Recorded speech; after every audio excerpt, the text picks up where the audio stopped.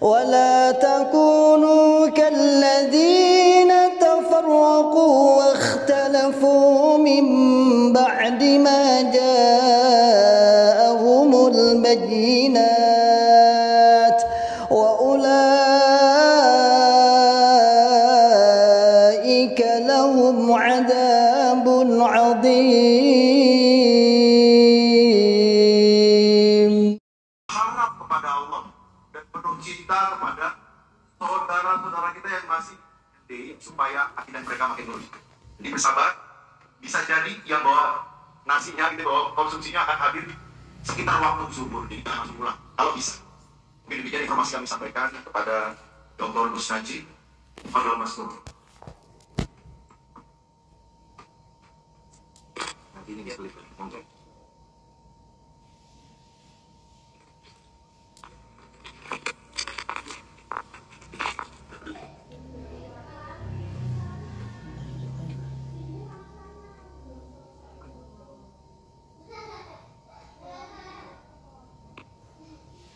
Assalamualaikum warahmatullahi wabarakatuh.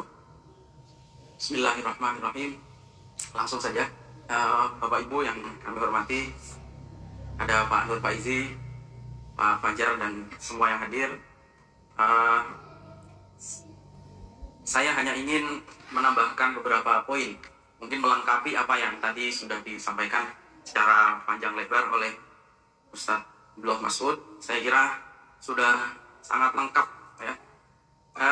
Tapi sebelum itu saya juga ingin mengapresiasi ini atas terbitnya buku ini. Ini buku yang luar biasa dan insya Allah sangat bermanfaat sekali kepada Majelis Ulama Indonesia. Saya sendiri di MUI tapi bidangnya memang lain. Jadi ini buku ditulis oleh MUI, membentuk tim ini dari mulai tahun 2021, yaitu tim Ar-Rujuk Ilal Haq, kembali kepada kebenaran, ya. Bahwa dan juga selain kepada MUI, kami juga ingin berterima kasih kepada para teman-teman yang sudah hijrah.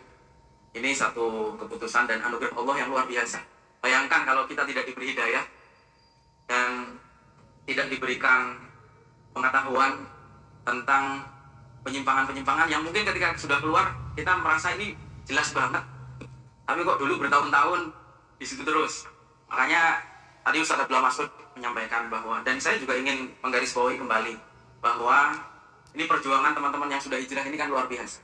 Artinya sudah hijrah dan tidak tinggal diam, tapi terus mencurahkan waktu, tenaga, dan segala kemampuan untuk mengajak saudara-saudara yang lain yang masih ada di dalam. Tentu orientasi kita ini juga landasannya harus berdasarkan keikhlasan. Saya kira seperti tadi Ustadz Abdullah Mas'ud menyampaikan, dan Pak Nur Faizi juga sampaikan, kita tidak pernah menyimpan rasa kebencian, tidak ingin melontarkan caci maki ataupun apapun lah.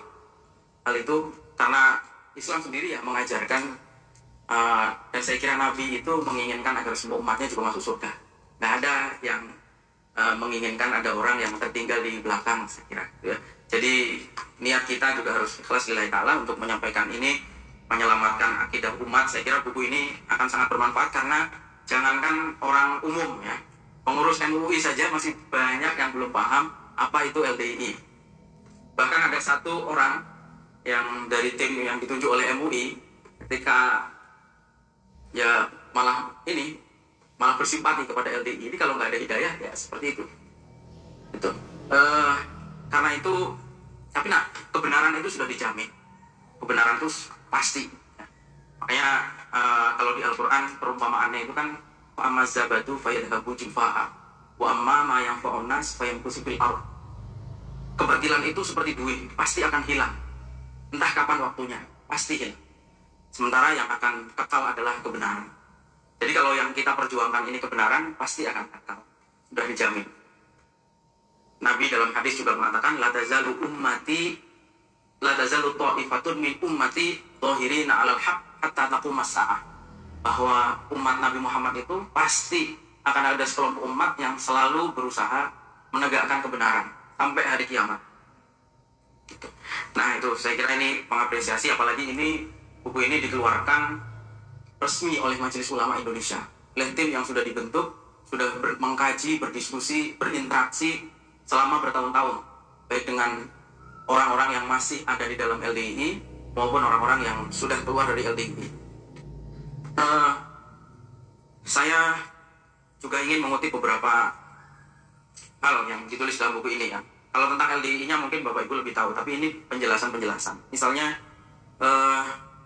tambahannya, selain yang tadi sudah disampaikan panjang lebar oleh Ustaz Abdullah Mas'ud, kekhawatiran bahwa umat Islam ini semuanya ke dalam jahiliyah, dan umat Islam itu yang sah Islamnya hanya LDII, itu tentu dibantah di dalam buku ini ya. Dalam banyak hadis yang dikutip, misalnya bahwa Nabi pernah bersabda bahwa wallahi ma akhafu alaikum an tusyriku min ba'di. Umat Islam itu dijamin oleh Nabi kelestarian imannya. Jadi kalau orang LDII menganggap bahwa hanya mereka yang beriman, sementara yang lain imannya tidak sah, itu jelas menyalahi sabda Nabi ya, janji Nabi. Kemudian saya kira beberapa di antara yang lain berikutnya adalah soal kemaksuman imam yang dibahas di halaman 16. Al-Quran mengatakan bahwa yang dijamin kemaksumannya itu hanyalah Nabi. Nabi itu sudah pasti ya, dijamin kebenarannya, yaitu dalam ayat yang kita semua sudah hafal, yaitu wa ma yantiqu 'anil hawa in huwa illa wahyun yuha. Nabi itu sudah pasti dijamin kebenarannya karena Nabi itu mendapatkan wahyu, tidak mungkin menyampaikan sesuatu berdasarkan kepentingannya, berdasarkan hawa nafsunya, berdasarkan keinginannya sendiri. Sementara yang lain, dalam hadis Nabi mengatakan bahwa kullu bani Adam khata' wa kullul khata'in atawwabun. Itu sudah dinas bahwa semua selain Nabi itu bisa bersalah. Imam Malik itu, kalau tadi saya dengar penjelasan Ustaz Abdullah Mas'ud, kayaknya semua permasalahan itu muter-muter mentoknya ke imam. Pak Imam, ilaki Bapak Imam, ilaki Bapak Imam. Kalau sudah Bapak Imam, itu kayak sudah mentok, udah di atasnya langit, udah nggak ada lagi. Padahal ini nggak ada di tradisi-tradisi ulama zaman dulu. Seperti misalnya Imam Malik itu pernah mengatakan bahwa kullun yukhadu min qawlihi wa yuraddu illa sahibu hadzal qabr. Dalam hadis Ibnu Abbas juga ada yang kalimat yang serupa, bahwa masing-masing dari kita itu bisa diambil ucapannya dan bisa ditolak, kecuali yang pemilik kuburan ini. Itu yang mengatakan Imam Malik, pemilik kuburan ini maksudnya Nabi. Semua selain Nabi, mau ulama siapapun, Bapak Ibu sebut ulama dari mulai zaman sahabat sampai zaman sekarang, silakan sebut, pasti ada yang menyalahi pendapat, kecuali hal yang ijma. Dari yang namanya khilafiyah itu sudah biasa. Dari zamannya sahabat itu sudah terjadi. Yang namanya khilafiyah, perbedaan pendapat itu sudah terjadi ya.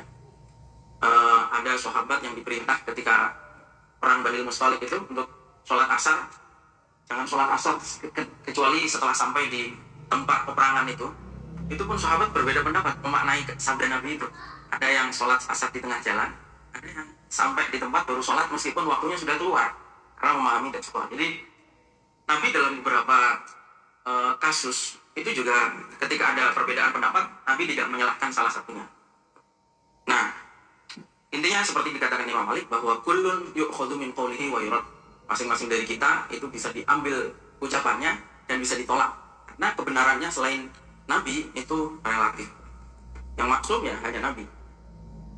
Yang percaya kemaksumannya imam ini selain LDI ya, ini milik orang Syiah sebetulnya. Orang Syiah juga percaya imam-imamnya itu maksum. LDI ini kayak kumpulan ajaran-ajarannya, kelihatannya. Misalnya Persepuluh, Isrun. Itu kan kayak orang Kristen ya, penebusan dosa. Itu juga kayak orang Kristen. Maksudnya selama saya belajar, gak pernah baca dalam sejarah ada sahabat atau ulama yang ketika ada jamaahnya yang mau tobat ditariki iuran untuk penebusan dosa. Gak ada ya. Ini kan kayak ngadopsi konsep-konsep yang kita nggak tahu entah dari mana sumbernya gitu. Nah, yang ada justru kalau zaman Nabi, para ulama ya, orang berbuat dosa itu sebisa mungkin ketika memang dosa itu ditutup oleh Allah, ya kita sendiri harus menutup. Jangan malah dicerita-ceritakan. Ini dituntut untuk diceritakan. Ditulis malah ya. Ditulisnya juga berjenjang ya, lewat imam daerah. Jadi akhirnya semua baca. Bagaimana mungkin Allah sudah menutup aib kita, lalu kita sendiri yang membuka itu. Dan bahkan di dalam hadis-hadis ketika kita berbuat kesalahan itu ya anjurannya menghapus dengan kebaikan. Wa asbi'is sayyi'atal hasanata tamhuha, katanya. Setelah kita berbuat keburukan, ya kita lakukan kebaikan, karena kebaikan itu yang akan menghapus keburukan tadi. Cukup dengan itu, nggak perlu bayar penebusan dosa. Nah, kemudian ini di halaman 20 itu kan ada beberapa hadis yang dikutip yang la yahillu itu. Padahal kalau kita, ini tadi penerjemahannya yang keliru. Diterjemahi tidak halal. Kalau tidak halal itu apa? Nggak berhak hidup di dunia gitu ya. Kalau belum, jadi saya lihat memang LDI ini beberapa, kalau orang luar seperti saya, sama seperti tadi Ustaz Abdullah menyampaikan, ini seperti menambahi rukun Islam. Meskipun bahasa mereka itu syarat sah. Tapi kita Islam itu kan pedomannya Al-Quran hadis. Apakah ada di dalam Al-Quran hadis yang menerangkan tentang syarat sahnya Islam? Saya kira kita semua nggak pernah menemukan itu. Justru di dalam banyak hadis, Nabi itu misalnya mengatakan begini, kullu mauludin yuladu ala fitrah. Semua manusia ini dilahirkan di dunia dalam keadaan fitrah. Fitrahnya ya fitrah Islam, fitratullahi allati fatarana nas 'alaiha. Saya atau kita semua yang lahir dari orang tua muslim itu sudah nggak perlu syahadat lagi, karena memang kita itu terlahir dengan membawa agama Islam. Fa abawahu yuhawidanihi wa yunasironihi, kan yang membuat Yahudi Nasrani itu orang tuanya. Semua manusia lahir di atas fitrah. Nah, Nabi dalam sebuah hadis itu juga pernah, misalnya, ini untuk menunjukkan bahwa syarat sah Islam itu nggak ada.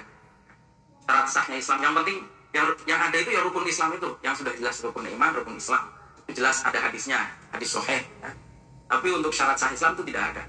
Nabi pernah punya anak muda yang membantu beliau, itu pada saat sakratul maut kan didatangi oleh Nabi. Kemudian Nabi bilang bahwa saya kalau seandainya kamu masuk Islam, betapa senangnya saya. Pemuda itu kemudian ragu melihat ayahnya, kemudian ayahnya mengisyaratkan dengan bahasa isyarat, ikuti saja Muhammad. Gitu. Kemudian pemuda itu bersyahadat, dan setelah bersyahadat Nabi mengatakan bahwa pemuda itu masuk surga. Hanya dengan syahadat masuk surga. Ini ada LDI mensyaratkan masuk surga harus baiat, harus punya amir, harus berjamaah. Ini kan nambah-nambahi namanya. Padahal Islam tidak mensyaratkan itu. Dalam hadis lain malah lebih simpel lagi. Nabi dalam hadis Sahih Bukhari ini, Nabi mengatakan bahwa man qala la ilaha illallah dakhalal jannah. Sebenarnya mudah sekali. Siapa yang membaca la ilaha illallah masuk surga. Kalau usah ditambah-tambahin. Itu. Kalau mau nambah-nambahi harus ada dalilnya. Sementara dalilnya nggak ada. Dalilnya la islama illa bi jamaah misalnya, wala jama'ata illa bi imarah dan seterusnya. Pertanyaannya itu hadis apa? Itu bukan hadis ucapan Nabi, itu ucapannya sahabat Umar. Dan dalam hadis tersebut ya, hadis apa namanya yang disebut hadis marfu karena memang bukan ucapan Nabi. Itu juga satu, itu bukan hadis Nabi, itu ucapannya sahabat Umar. Yang kalau Bapak Ibu baca konteksnya, itu kan Umar datang ke sebuah wilayah, kemudian penduduk kota itu membangun bangunan sangat tinggi. Umar kemudian menegur, al-arub. Maksudnya itu jangan tinggi-tinggi bangun. Terus kemudian diikuti dengan kalimat la islama illa bi jamaah. Itu pun ada perawinya yang namanya Sofwan bin Rustum, itu dianggap oleh ulama sebagai mungkirul hadis. Maka hadis tersebut itu jadinya adalah hadis dhaif. Satu, bukan ucapan Nabi. Dua, itu riwayatnya dhaif. Sedangkan ulama kaidahnya mengatakan bahwa dalam persoalan akidah, hadis itu harus hadis sahih yang mutawatir. Hadis ahad aja nggak boleh dijadikan perkara akidah, nggak boleh. Apalagi ini dijadikan syarat sahnya Islam, menjadi hal yang sangat prinsip sekali. Nggak mungkin ajaran Islam itu didasarkan pada dasar yang sangat lemah seperti ini, hadis dhaif, kayak gitu ya. Nah kemudian ya, banyak saya setelah membaca buku ini, kemudian melihat dasar-dasar ajaran LDI, saya cek hadisnya, itu mayoritas hadisnya adalah hadis dhaif.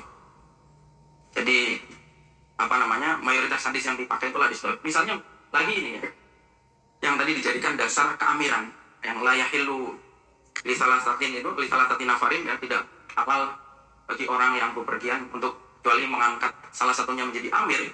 Itu juga adalah hadis dhaif ternyata. Karena ada dua perawi malah, yang namanya Nafi' dan Abdul Malik, itu adalah perawi yang lemah. Dasar kemaksuman imam itu oleh LDI dasarnya adalah innallaha idza arada an yakhluqa khalqan lil khilafah masaha yadahu ala nasiyatihi, ini di halaman 21. Dan setelah dicek, dan di sini juga ditulis ya, bahwa hadis ini adalah, sekali lagi, itu adalah hadis dhaif. Jadi kan hadis ini mengatakan ketika Allah menghendaki menciptakan makhluk sebagai khalifah, dia mengusap tangannya pada ubun-ubunnya, maka tidak ada seorang pun melihatnya kecuali mencintainya. Ini dijadikan dasar bahwa imam itu sudah diusap ubun-ubunnya oleh Allah. Pasti benar, dan semua orang mencintai. Ya kalau pasti benar, ya nggak usah bentuk tim ulama tadi. Buat apa? Dan kalau di sini dikatakan semua orang yang melihat itu pasti mencintai, apa semua orang itu mencintai Imam LDI? Orang ketua umumnya waktu datang ke MUI, dia mengatakan bahwa dia tidak mengakui imamnya. Kenapa harus sembunyi-sembunyi seperti itu? Kalau semua orang suka, ya dibuka aja. Imam saya ini. Dan nggak usah sembunyi-sembunyi kan. Itu ketua umum LDI waktu ke MUI itu nggak mengakui kalau Abdul Aziz Sultanul Aulia itu Imam LDI. Dan menyatakan lepas baiat, lepas ketaatan dari Abdul Aziz Sultanul Aulia itu waktu di kantor MUI pusat itu. Ustaz ya. Iya. Nah ini lemah sekali ya dalil-dalilnya itu. Kemudian tadi dikatakan oleh Ustaz Abdullah soal banyaknya jamaah LDI yang takut ketika keluar dari LDI nanti di akhirat tidak ada yang memberikan kesaksian. Padahal di dalam buku ini sudah jelas ditulis bahwa yang akan menjadi saksi bagi umat Muhammad, bahkan bukan hanya umat Muhammad, semua umat manusia dari mulai zaman Nabi Adam sampai nanti hari kiamat, yang akan menjadi saksi adalah Nabi Muhammad Sallallahu Alaihi Wasallam. Dalilnya Quran surat Al-Baqarah ayat 143, yaitu litakunu syuhada'a 'alan nasi wa yakuna rasulu 'alaikum syahida. Yaitu Nabi itu diberi mandat oleh Allah untuk menjadi saksi seluruh manusia, dan Rasulullah menjadi saksi kalian. Jadi nggak usah khawatir, kita nanti di akhirat juga belum tentu nemu bapak imamnya ada di mana. Nah, ya kalau kayak misalnya orang kayak saya nggak pernah gabung LDI kan nggak pernah tahu ini bapak imamnya kayak apa ini. Nanti di akhirat pakai bitonah juga malaikat. Nah, kalau Nabi Muhammad itu udah jelas mengenali umatnya itu lewat tanda cahaya yang ada pada wajah, tangan, dan kaki mereka yang dihasilkan dari bekas wudu. Inna ummati ya'tuna yaumal qiyamah ghurran muhajjalina min atharil wudu. Bahwa umatnya Nabi Muhammad itu hari kiamat wajah, tangan, dan kakinya bersinar karena bekas wudu. Makanya kita diberikan anjuran untuk memperluas basuhan wudu kita. Misalnya kalau Imam Syafi'i mensyaratkan membasuh kepala itu cukup 3 helai rambut. Tapi kita disunahkan untuk membasuh secara keseluruhan, ya. Kita diwajibkan membasuh kaki hanya sampai ke mata kaki, tapi dianjurkan untuk membasuh sampai ke lutut, supaya karena itu nanti yang akan menjadi cahaya pada hari kiamat. Kemudian orang LDI mengkafirkan atau memurtadkan orang yang keluar dari LDI atau mengajak orang untuk keluar dari LDI. Padahal kalau kita lihat sejarahnya sahabat, dulu ada, karena orang yang keluar dari LDI dianggap murtad karena keluar dari jamaah.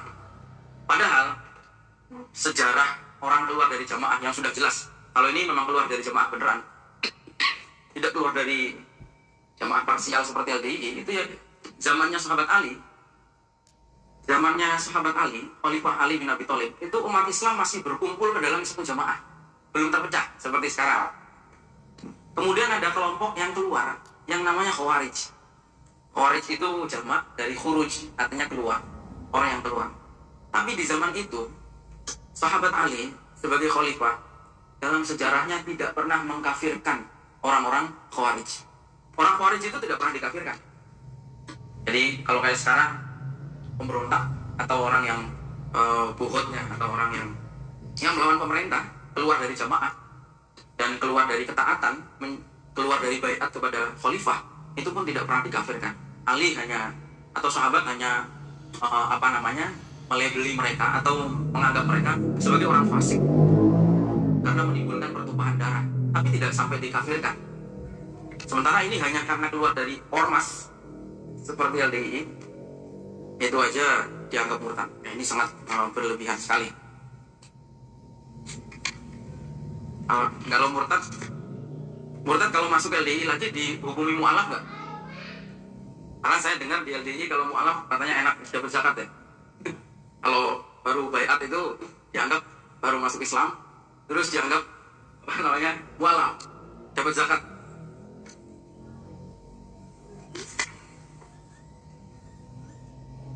Nah itu. Kemudian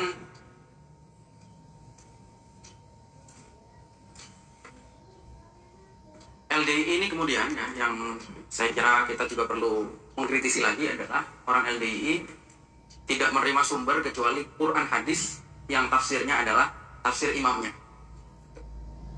Dan di sini ditulis bahwa bahkan LDII nggak menerima ilmu yang di luar Quran hadis, seperti misalnya nahwu sorof, usul fikih, dan seterusnya. Bahkan katanya menolak Al-Quran cetakan Kementerian Agama. Padahal ya sudah jelas ya, ini bahwa yang tidak dilakukan oleh Nabi itu tidak semuanya haram. Contohnya salah satunya belajar ilmu nahwu. Nabi itu nggak butuh belajar ilmu nahwu. Memang Nabi orang Arab, menguasai tata bahasa Arab, seluk-beluk bahasa Arab. Kalau orang Islam hari ini ya bagian dari salah satu syarat sah atau syarat untuk bisa menjadi penafsir Al-Quran itu ya salah satunya harus menguasai ilmu bahasa Arab. Padahal ilmu bahasa Arab itu nggak ada di zaman Nabi. Ilmu bahasa Arab kalau dalam sejarah kan yang pertama kali menyusun ilmu nahwu itu sebelum Abul Aswad Ad-Du'ali awalnya. Meskipun yang merumuskan secara detail itu namanya Imam Sibawayh. Karena kenapa? Karena memang umat Islam hari ini, apalagi yang bukan Arab, ya, itu membutuhkan ilmu itu untuk bisa memahami Al-Quran. Kalau enggak, ya seperti orang LDI tadi, seperti Pak Nur ceritakan, ada yang baru belajar 1 tahun, mau balik tugas, hanya berdasarkan terjemahan tekstual Al-Quran, kemudian mengajarkan. Padahal terjemah itu tidak akan bisa merepresentasikan makna utuh dari Al-Quran. Tidak mungkin bisa. Bahkan kemungkinan besar akan keliru. Makanya waktu pertama kali ada penerjemahan Al-Quran, ini sejarah aja. Sekarang penerjemahan Al-Quran itu sudah dilakukan ya. Tapi dulu penerjemahan Al-Quran ke dalam bahasa asing dulu itu dipertentangkan oleh para ulama. Sebagian ulama mengatakan bahwa menerjemahkan Al-Quran itu hukumnya haram. Karena akan mentahrif Al-Quran itu sendiri, akan mendistorsi Al-Quran itu sendiri. Bahasa aslinya apa, diterjemahkan menjadi lain maknanya. Gitu. Seperti tadi, apalagi orang-orang LDI, ngutak-ngatik Al-Quran itu sudah kayak ngutak-ngatik apa aja ya. Kalau masih mending kalau yang diutak-atik itu Mahkamah Konstitusi. Minimal usia capres. Itu nggak ada konsekuensi agamanya. Tapi kalau yang diutak-atik Al-Quran, ya, imam, baiat, amir, ini kan konsekuensinya menjadi serius ya. Kemudian padahal Nabi itu jauh-jauh hari sudah mengingatkan bahwa man fassarul Qur'ana bi ru'yih falyatabawwa maq'adahu minan nar. Siapa yang menafsirkan Al-Quran dengan modal pendapatnya sendiri, maka siap-siap tempatnya di neraka. Itu di dalam hadis dinyatakan seperti itu. Makanya orang menafsirkan Al-Quran itu harus punya kompetensi, harus punya kemampuan. Kemampuan apa? Ya diantaranya dia harus tahu ayat-ayat yang lain. Nggak mungkin sepotong ayat diterjemahkan terus kita ambil mentah-mentah ya. Harus orang mau menafsirkan Al-Quran harus tahu ayat-ayat yang lain bicara seperti apa. Hadis menjelaskan ayat tersebut seperti apa. Ulama menjelaskan ayat tersebut seperti apa. Kalau enggak bisa kayak Panji Gumilang. Panji Gumilang itu kan begini menafsiri ayat. Dia termasuk yang berpendapat bahwa wanita itu tidak harus dinikahi, cukup digauli dengan baik. Nggak harus nikah, pokoknya mau suka sama suka, digauli dengan baik itu sudah sah. Dalilnya apa? Dia menerjemahkan Al-Quran. Al-Qurannya itu wa ashiruhunna bil ma'ruf. gaulilah perempuan itu dengan baik. Udah, hanya ngambil sepotong itu, wis gak usah menikah. Pokoknya digauli dengan baik, sah.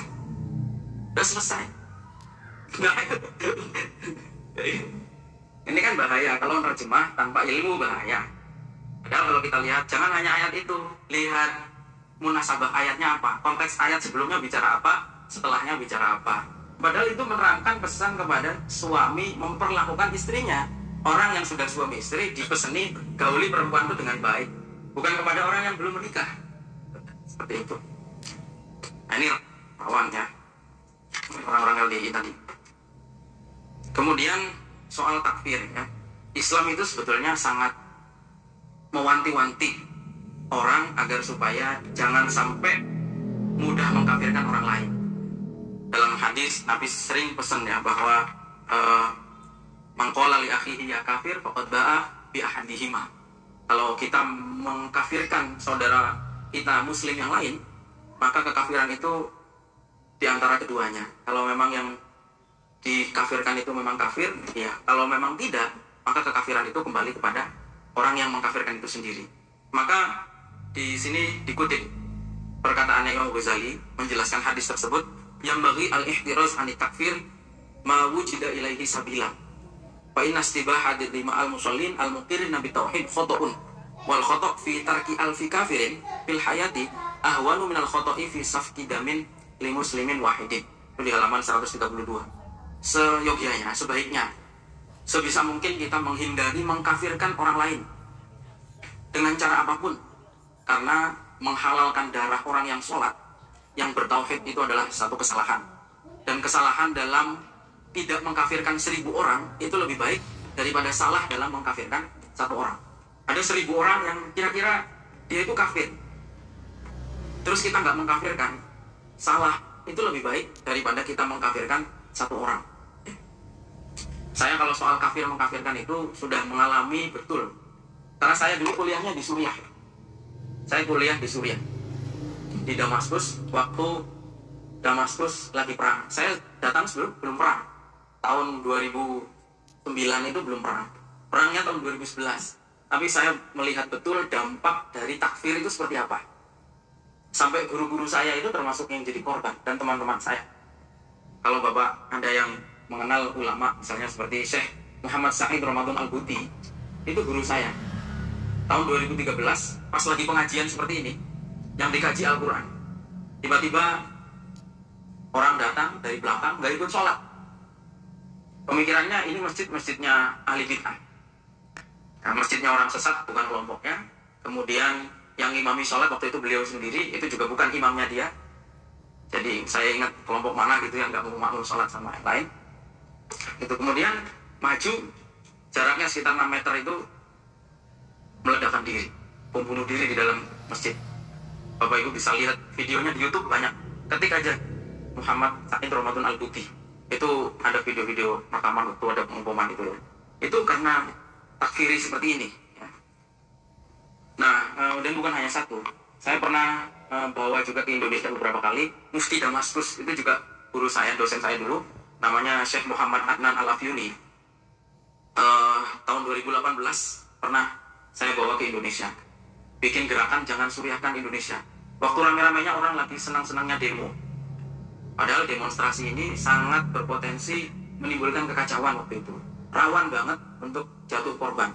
Saya bawa ke Indonesia, bikin gerakan jangan seperti Indonesia, jangan sampai seperti Suriah.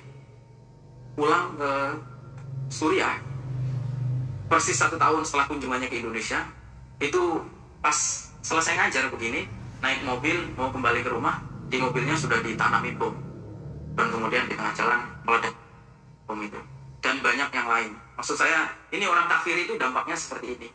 Jangankan terhadap orang umum, terhadap ulama saja perilakunya seperti itu. Anggap ulama ini kafir ya.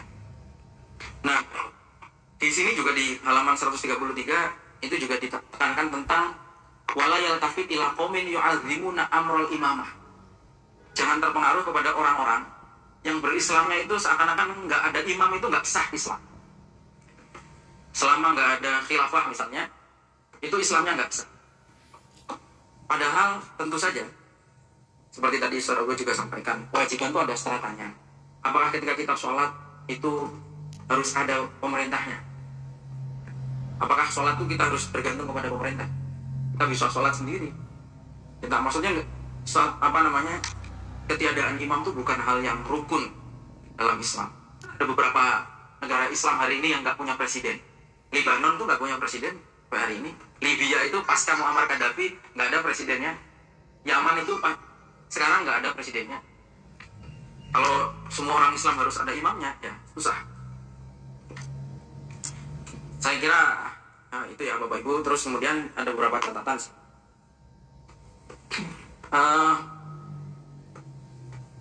Jadi kalau kita lihat dari buku ini, kita bisa mengetahui bahwa ternyata LDI ini berislam dengan cara yang tidak seperti yang dilakukan oleh mayoritas umat Islam. Seperti tadi menambahkan syarat sahnya Islam, itu harus ada jamaah, imam, dan baiat.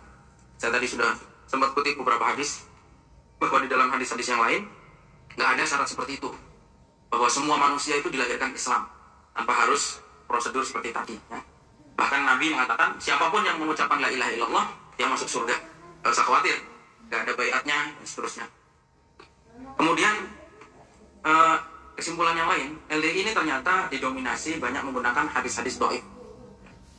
Kalau kita memahami hadis itu kan, kalau kita melihat hadis itu, kita harus lihat dua hal. Yang pertama sanadnya, yang kemudian yang kedua matannya. Kita harus lihat dulu sanadnya. Bener apa enggak ini hadis dari Nabi? Perawinya siapa? Perawi di atasnya siapa? Di atasnya lagi siapa? Sampai kepada Nabi. Kalau hadis itu sahih, baru kita ambil. Tahapan berikutnya, itu kita cerna matannya. Dan nggak semua orang itu punya kemampuan untuk memahami hadis. Seperti tadi, sama dengan Al-Quran. Hadis itu juga ada prosedurnya ketika kita akan memahami satu hadis, tidak serta-merta. Karena kadang-kadang ada hadis itu ta'arud bertentangan misalnya. Caranya menyelesaikan pertentangan antara satu hadis dengan hadis yang lain, itu seperti apa? Kalau bisa dikumpulkan. Kalau harus diambil salah satunya, ambil yang lebih kuat riwayatnya. Misalnya gitu ya. Ini ada di dalam ulumul hadis. Dan salah seorang ulama namanya Ibnu Uyainah itu mengingatkan, al-hadisu mudillatun illa lil fuqaha. Hadis itu bisa menyesatkan untuk orang awam. Nah, hadis itu bisa menjadi petunjuk ya kepada orang-orang yang mengerti. Ini kan sama seperti obat analoginya ya. Tidak semua orang itu bisa meracik obat sendiri. Yang bisa meracik obat itu ya apoteker. Kenapa? Karena kalau orang umum yang tidak mengerti kedokteran, tidak mengerti ilmu farmasi, kemudian meracik obat sendiri, wah saya sakit kepala, saya datang ke apotek, ada tumpukan obat di rak banyak, kayaknya ini yang cocok, bisa jadi nggak sembuh, tapi malah jadi racun ya. Maunya berobat malah jadi racun. Hadis juga begitu. Kalau tidak tepat mengaplikasikannya malah bisa menyesatkan. Gitu. Jadi harus tepat ya. Kemudian, nah ini LDI ini selain banyak menggunakan hadis dhaif, kalaupun hadisnya sahih, dia banyak memahami dengan pemahaman-pemahaman yang keliru. Nah, yang terakhir, saya mengamati juga, karena saya di MUI itu mengkaji ideologi-ideologi kelompok teror, hampir sama dengan Pak Nur, mungkin waktu jadi polisi. Ternyata LDI ini juga, menurut pengamatan saya, banyak punya pemahaman-pemahaman yang mirip-mirip. Misal, maksudnya polanya. Secara ideologi, mungkin tindakannya tidak sama seperti kelompok-kelompok teror, tetapi ideologinya ada beberapa hal yang mirip, ya seperti yang takfiri tadi ya. Misalnya mengatakan bahwa yang iman itu hanya kelompoknya, sementara yang lain imannya tidak sah. Ini namanya takfir ya. Bahkan orang LDI itu, bahkan ideologi LDI itu mungkin tidak tepat kalau disebut takfir. Sebelum takfir, karena kalau teror itu, orang teroris itu meyakini orang Islam, kemudian karena mengikuti pemerintah, hukum pemerintah, maka dia akhirnya kafir karena tidak mengikuti hukum Allah, anggapan orang kelompok teroris. Tapi kalau orang LDI sejak awal meyakini bahwa orang Islam ini nggak sah Islamnya, bahkan belum berislam. Itu nggak. Jadi tahapan sebelum takfir itu apa itu istilahnya itu? Jadi Islamnya bahkan nggak pernah sah. Karena dia tidak pernah baiat, tidak pernah bergabung jamaah, tidak punya amir, nggak pernah sah Islamnya. Jadi bukan orang Islam. Sama seperti iya lebih tepatnya itu sebetulnya. Kalau kajiannya secara apa namanya seperti ini ya, nalar ilmiah yang seperti ini. Kalau orang takfir itu kan mengkafirkan orang yang sudah Islam. Ini tuh tidak mengkafirkan orang yang sudah Islam, tapi meniadakan keislaman orang yang sudah Islam gitu. Ya. Nah, orang LDI, ideologi LDI saya lihat itu juga sama dalam hal suka memonopoli kebenaran dan janjinya Allah. Kalau ada hadis alaikum bil jamaah, pasti jamaahnya jamaah LDI. Terus umat Islam yang lain gimana? Terus sebelum LDI berdiri, orang Islam yang lain sebelum LDI berdiri itu terus gimana nasibnya? Gak ada yang sah semua Islamnya. Padahal kalau sejarahnya benar bahwa Islam itu masuk di era Wali Songo, itu 600 hampir 700 tahun yang lalu Islam itu sudah masuk ke Indonesia. Masa yang ratusan tahun itu gak sah semua Islamnya karena Nur Hasan belum lahir? Harus nunggu dulu. Ya. Nah ini, jadi memonopoli kebenaran. Terus kalau ada janjinya Allah, misalnya akan memberikan kemenangan, diarahkan kemenangan itu kepada kelompoknya. Itu ada janji seperti tadi misalnya Allah ketika akan menciptakan, meskipun itu hadisnya juga hadis dhaif, dia akan menciptakan khalifah, Allah akan mengusap ubun-ubunnya. Ya hadisnya 1400 tahun yang lalu. Nur Hasan baru lahir tahun berapa? Terus kok bisa dia mengklaim itu dasarnya apa? Bahwa Allah itu pernah mengusap ubun-ubunnya imam tersebut, Bapak Imam ini. Ini hal yang nggak masuk akal dan nggak ada dasarnya. Nah, gitu. Terus kemudian bahkan juga nggak taat ulil amri ya, seperti tadi ya bahwa seperti kalau dalam pernikahan tadi Ustaz belum menyinggung soal karbitnya, harus dikarbit.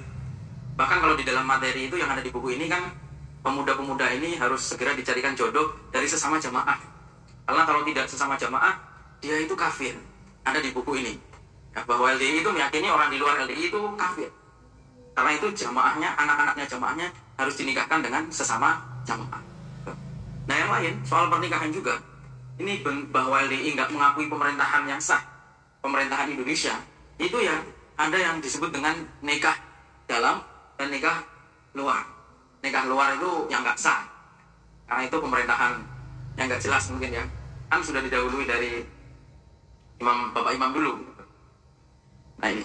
Kemudian penggunaan istilah jahiliyah ini juga kalau kita lihat misalnya Said Qutb itu sering sekali menggunakan istilah jahiliyah. Nah ini saya lihat orang-orang LDI banyak menggunakan istilah-istilah seperti itu. Ya. Karena itu betulnya ya meskipun LDI ini mudah-mudahan ya dengan ada buku seperti ini kita sebagai ikhtiar untuk menyelamatkan akidahnya teman-teman kita yang masih ada di LDI. Ini bukan hanya berlaku untuk jamaahnya ya. Syukur-syukur Bapak Imam yang ada hari ini siapa namanya? Abdul Aziz Sultan Al-Aulia. Buku ini mudah-mudahan sampai dan beliau tobat. Mudah-mudahan. Ya biar selamat. Sekarang kalau bisa ya beliau ikut imamnya Imam Maruf Faizi, Imam FPHW. Ya kan kelompok yang sangat mulia ya. Ini kan kelompok yang hijrah, yang terus-menerus mencari kebenaran. Siap dibina. Ustaz Bayat beliau tinggalnya di mana? Beliau Bapak Imam tinggalnya di mana? Kediri. Nanti kalau perlu FPHW silaturahim membawa surat menyodorkan form bayat untuk keluar dari LDI ya. Ya kalau Allah berkehendak nggak ada yang mustahil. Ya. Kalau sudah ada hidayahnya. Nah tapi karena itu anggota LDI ya. Ini catatan dari kepolisian yang pernah gabung ke dalam kelompok teror itu dan ditindak dengan Undang-Undang Nomor 8 dan Undang-Undang Nomor 5 tahun 2018, Undang-Undang Terorisme itu sudah 7 sejauh ini. Sudah 7 anggota LDI yang pernah tergabung ke dalam gerakan teror. Termasuk yang di Jambi kemarin, yang ditangkap di Jambi kemarin. Kalau pidana umum itu mungkin sudah nggak terhitung ya, ratusan. Ada orang-orang yang keluar dari LDI kemudian dipersekusi, ditakut-takuti keluarganya, diteror, itu yang mungkin udah nggak terhitung ya. Di sini kita bisa lihat bahayanya. Bahkan lebih parahnya ya, selain keras, pragmatis dan oportunis, menjadikan jamaah sebagai ATM, ya. Dan nggak pernah transparan, gitu ya. Kalau tanya katanya dikafirkan, enggak. Kan Israel ya, kebanyakan tanya, Pak, Bapak Imam ini uang peruntukannya kemana? Nggak pernah jelas ya. Kalau kita lihat semua yang bisa dikomersialisasi itu dikomersialisasi. Dam sampai berulang-ulang. Damnya bayarnya ke Bapak Imam. Dosa, kafarat menebus dosa, pokoknya ada potensi bisa dikeluarkan uang. Nih. Nah saya kira intinya adalah Bapak Ibu sekalian bahwa baik itu LDII sebelumnya mungkin Jamaah Quran Hadis, Lemkari, Islam Jamaah, itu kalau kita lihat, kita baca, itu di konsep disusun oleh orang yang sebetulnya ya dengan basic keilmuan yang sangat dangkal sebetulnya. Nggak ada ilmu tafsirnya, nggak ada ilmu hadisnya, nggak ada ilmu fikihnya, nggak ada ilmu nahwu sorofnya, ilmu alat bahasa Arab. Jadi sangat dangkal sekali basisnya itu ya. Karena itu ya kita harus terus berupaya sebisa mungkin mengajak saudara-saudara kita yang masih ada di dalam dengan niat yang tulus, ikhlas, tidak dengan niat apapun, nggak ada niat merendahkan atau apapun, agar supaya mereka semua kembali kepada kebenaran. Ini masa kebenaran seperti ini kurang jelas. Masa semua kebenaran ayat Al-Quran, hadis terbantahkan hanya dengan kalimat fatwanya Bapak Imam. Sementara ijtihadnya Bapak Imam. Sementara Bapak Imamnya sendiri nggak ada yang menjamin kebenarannya. Sementara ini sudah jelas, ayat-ayatnya sudah jelas, di sini hadis-hadisnya sudah jelas.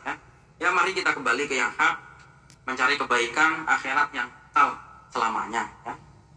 Saya kira ikhtiar ini nggak sulit kalau memang berbarengan dengan hidayah Allah. Tugas kita kan menyampaikan, bukan memaksa, bukan apapun ya. Tugas kita menyampaikan.